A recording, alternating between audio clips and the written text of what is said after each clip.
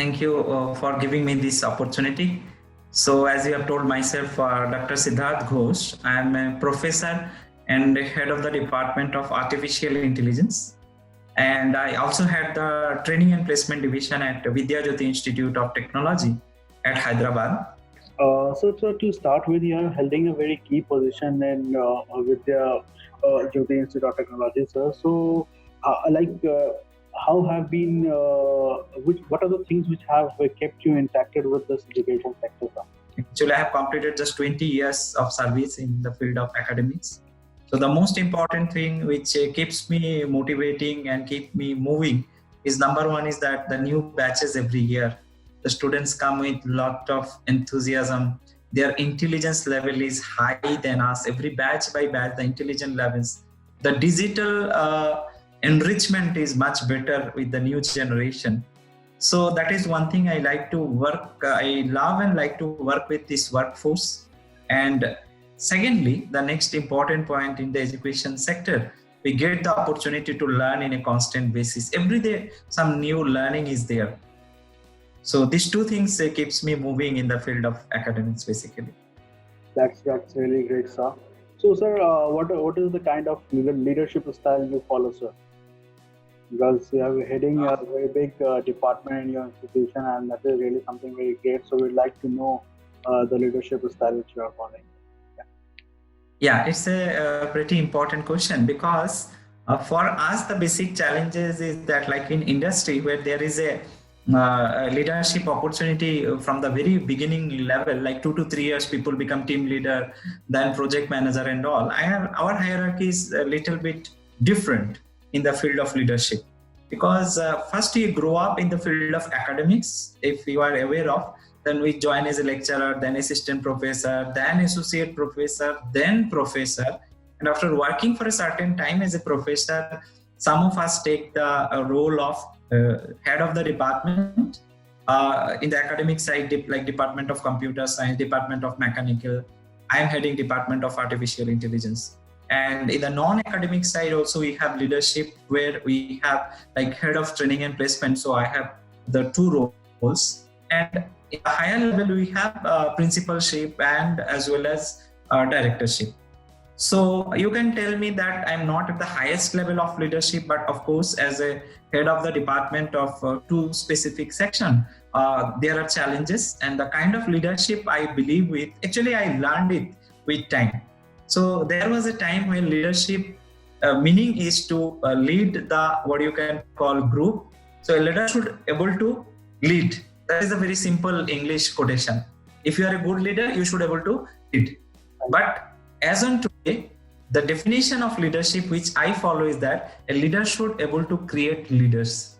That means whenever we are not in the system also, that vacant place should not be there. So a good leader will never allow an organization, even his absence also, there should be a lacking in the leadershipness. So that gap should not be there.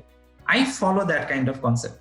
So let it be with my staff members. As for example, for any reason, if I'm not there for 2 to 3 days or maybe week also, my department people should be able to take care of it because they already have that kind of experience.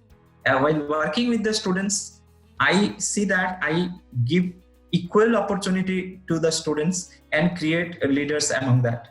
Today, if you consider my department, in the Department of Artificial Intelligence, we are just 1 year old baby. Last year we started the department because artificial intelligence is pretty fresh in the market. So we have the second year students, which we are only 60 students are there. And interestingly there, you'll find minimum 15 leaders are there.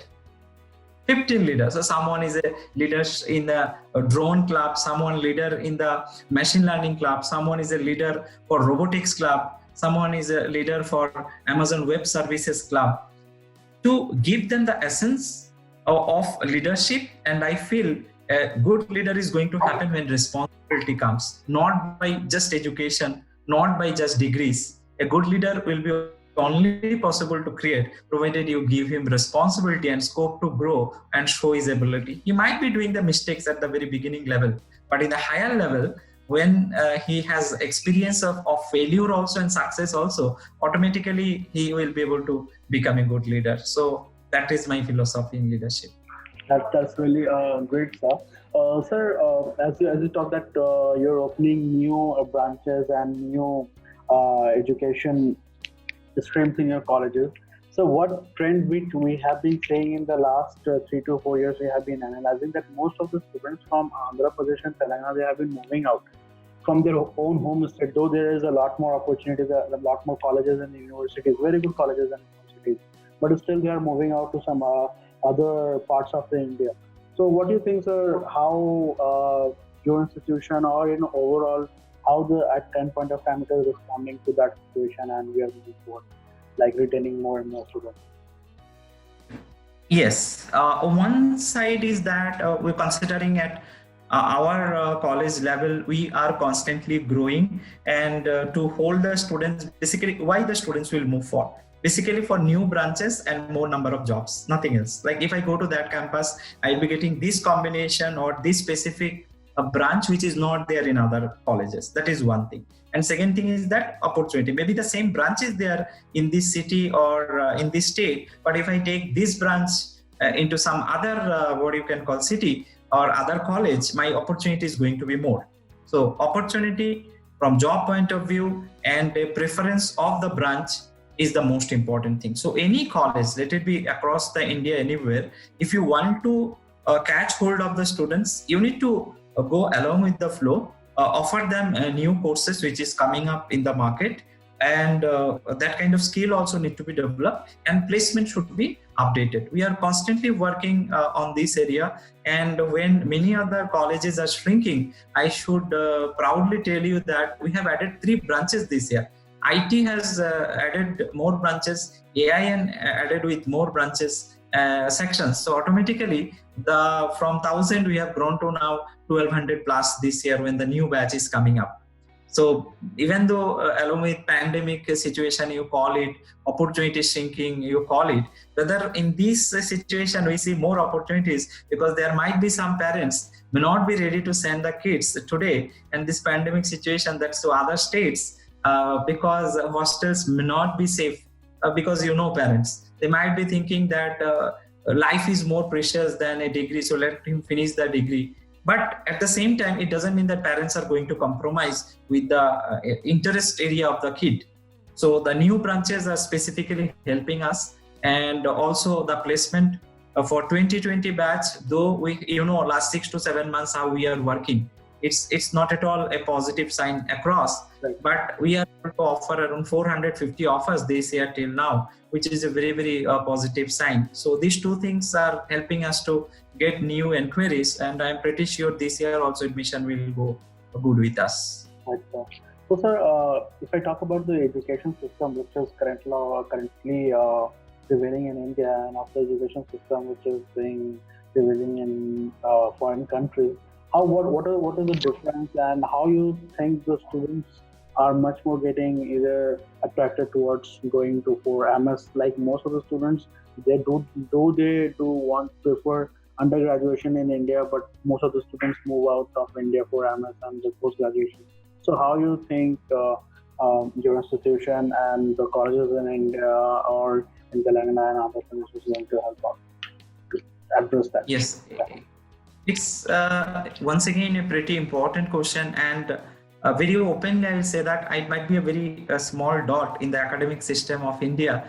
There are many more top universities, leaders, ministers, and workforce is there. But what I'm going to share with today, I know in a digital world, it will be going to different people in different windows, people will be going through. But I'll be sharing pretty important thing which I have experienced as a student, as a citizen of India, and my 20 years of service towards academics, when we also had the opportunity to go for software job or any other industry, but we get attached to this academic system for last 20 years and generated thousands of students who are in very bright position. So all this experience, what I'm going to comment is pretty important. At one side, if you see that the Indian education system, theoretically it is pretty strong, and whenever we take exams, we do pretty well. Let it be GRE, TOEFL, our students will be scoring pretty high, and then let it be any other theoretical exam, students will be scoring pretty high. Even we also score well in our school days and college days. But what is the major thing is missing in our education system is the life skills. No one is speaking about life skills. It's life skill, not only technical skill. A technical skill is a small part of life skill. Now, just think about either you or me when we are in school days and our upbringing was there. How many times someone told us that, chalo, we'll take you to road today and we'll show you how to cross the road. Someone told in the form of books that that's how you should cross road, or you should be keeping left. You should not do that. You should not do this. The life skill is something you should take the crowd on road and help them to understand the signal. I didn't have any experience that I could see a traffic light, how it works and how to read the signals. Maybe waited up to 12 or 13 years of age to understand what is the mechanism behind and when we should be. We feel that people will be knowing it, but it's not happening. The life skills need to be taught. Even today, you go to any restaurant, or sometimes you go to any what you can call apartment or any office. Many of us don't know how to behave with a watchman. It's a very sad thing of our education system. We feel they are doing a low job and I am a high profile. So sometimes we'll be using in Hindi or some other language, we'll be using tu, we'll be using like a negligence kind of thing. So that is one of behavior and a life skill is missing. That is one thing. And then as life skills are not what you can call taught properly, always it is a matter of score. You need to score more, you need to score more, you need to study more, you need to score more. That is the two things always keep there in our mind. But if you see what is the bad effect of this, by hooks and crooks we try to get marks.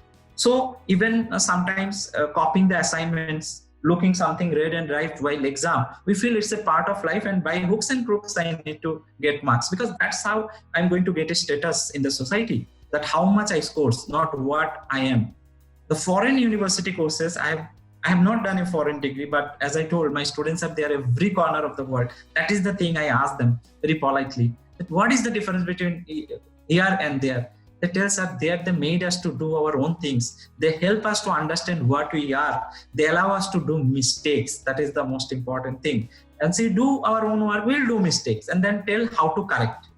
Here we think that every submission of our assignment record should be perfect from the very first day. If anything wrong, we'll be asking them to stand up in the class, this, that. No, that is not. Allow them to do some mistakes, and then only they will be learning how to correct. From the beginning, everything is correct. It's not there.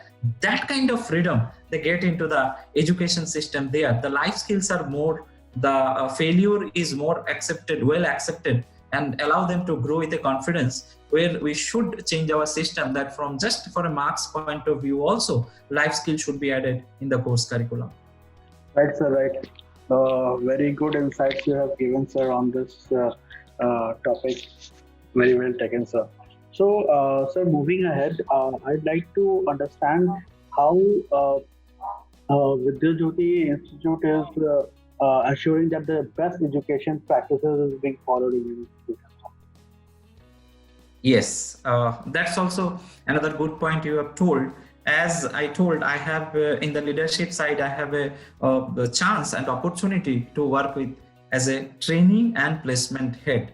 It's not just placement head, it's a training and placement head. So what we do is that we create parallel verticals along with academics. So you have academics, the first vertical people need to do well, where all the faculty is working for better education and to give the courses curriculum in a much better way. But in case of training and placement, number one, we see that they are given training on fundamentals, which is required by the industry. And also we see that there is an advanced training which are given by the, what you can call, if required, sometimes by third party and sometimes by alumni. The best alumni you invite to give the talks to the students to understand what is happening in the industry level. And industry institute interaction. So we have industry institute interaction cell, which is basically, I always tell the industry institute interaction is the bigger umbrella under which the training and placement cell come. Because industry institute interaction, it helps the department to grow. So in the CSE department, mechanical department, civil department, we have industry institute interaction responsible people, the coordinators. they interact with industry for industrial talk, for industrial visit, to get internship for the students, to get research project, to get also the guest lectures from the industry so that they can come and address the students. And then once you're coming to the training and placement, and also, as I told, is a part of triple IC, we focused on some two specific areas. One is that MOUs, so signing good MOUs, a memorandum of understanding, and make them into action. And center of excellences. I'm really happy to tell today that in India, VJIT, Vidya Jyothi Institute of Technology, has the center of excellence in Click, which is the only one center of excellence in the data analytics. You can Google us. And what is the benefit our students are getting is that today under Click, as data analytics is one of the most upcoming area, they can join the free course, which is basically a professional course given by Click, and which are supposed to be paid course. Our students get it free under Click Center of Excellence. And the certification test, which also around 30 to 35,000 certification, that also they get free of cost while taking the test and make them industry able.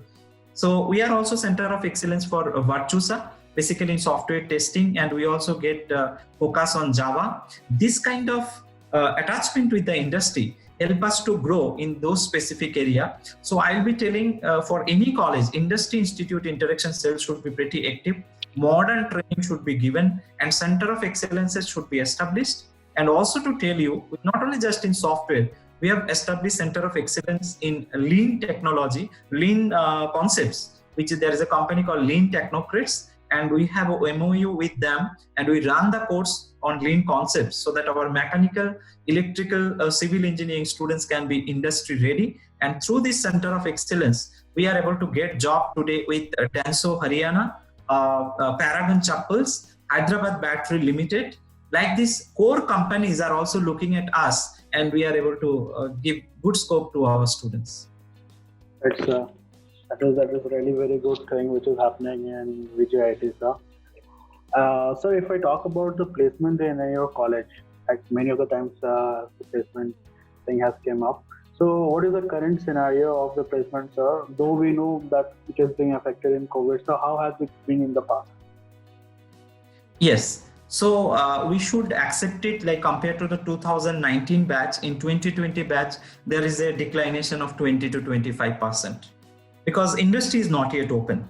Industry is not. Still the recruitment is going on. Whereas we have 650 offers out of some around 720 interested students. What we do is that in second and third year level itself, we, out of our 1,000 gang students who is taking in, our intake is 1,000 plus. We find out the number of students, how many are interested in, and those 650 or 700 students we focus, because there are many people who want to go for business, want to go for government job, MS and MBA. Those people really don't participate into the campus drive. They are totally focused in their area. So from the interested group, if I say 700 plus is the number, last year we had 650 offers. Of course, couple of them also have double offer, which is a common these days. But this year it is around 450 plus. So we are looking for 200 plus more offers, but interestingly, placement is still going on. I think next 4-5 months, it is going to be much better. We had our regular recruitment with Capgemini, where we had 82 offers. We had TCS 44 offers. We had Virtusa with 25 offers. So our regular recruiters are pretty much there. And we could also got around 60 to 70 jobs in the core area, which is, I really will like to specifically mention, because we have mechanical, civil and electrical. So this kind of niche recruitment is giving us extra edge compared to other colleges. So as of now, we will not tell we are pretty happy, but we'll tell that yes, we are able to do something good in this tough time also, and looking forward to do something better. That's it, sir. That's really very great. And I'm very happy that the students in VJIT, they are performing so good, and the careers are getting much more recognition. So, sir, if I talk about the top 3 strengths of VJIT, if I have to put top 3 strengths of VJIT, so what would be those 3, sir? It's a legacy and alumni, like 20 years old college. So 16 batches are out. Mm-hmm. many companies we found who are coming as a recruitment manager, they are our students. Our alumni is strongly supporting us. We have opened up our Bangalore chapter of our alumni. We are looking forward to start a chapter in abroad, USA, as alumni chapter. So any organization, let it be IIT, let it be VGIT, I know there is no comparison, but any organization, academic organization will be known for its alumni. That is the most important thing. Because they are the message bearer, they are the brand ambassador of the organization, and many of them are giving recommendation. We get the call from HR whom I have not reached. There are good number of HRs. They've called and tells us one of our senior managers has given you a number, and we have come to you that we want to do a recruitment.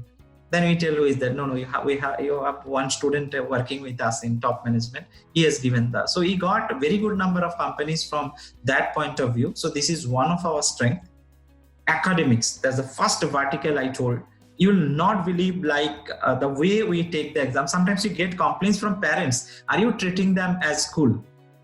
But we feel that if the foundation itself weak, if they are not habituated of taking that much of load, working 6 to 7 hours a day, how they are going to work in the industry or the real field where they need to work sometimes 10 to 12 hours also. So we don't compromise at all in academics, number one. Number two, and number three, our exam system, because we are autonomous. So we create our questionnaires, we have a question paper setters from outside, the paper evaluator, and the strong exam section, which is controlled by controller of examination, Dr. Ravi. We have now also a dean of exam control, because it's almost a full mechanism we need to run as a autonomous college. Basically, we are affiliated our JNTU under JNTUH, but this effective exam policies as serious as that, we don't allow any kind of what you can call unpleasant measure during the exams, and students are aware of this. And they are serious in academics. They know if I'm not good in academics, I'm not going to consider in any other things. These three basically. And fourth, the last one, though you have told three. Fourth is that extracurricular and sports activities. We have a large green campus. We have basketball court, throw ball court. We have different coaches. Separate coaches are there. Girls coach. So if anyone want to go for sports itself for their entertainment and self-satisfaction, we give them what kind of support can be given. So these four are the major parameters I'll be telling you, other than placement, because already I have told, which help us to be strong and constantly growing. A 20 years old campus is not easy to be there, strong, sustain itself. Thank you. Right, sir. So, sir, since many of your alumni and many of the students out there will be having the interaction of this video, sir. So any message would you like to give to the current youth, sir?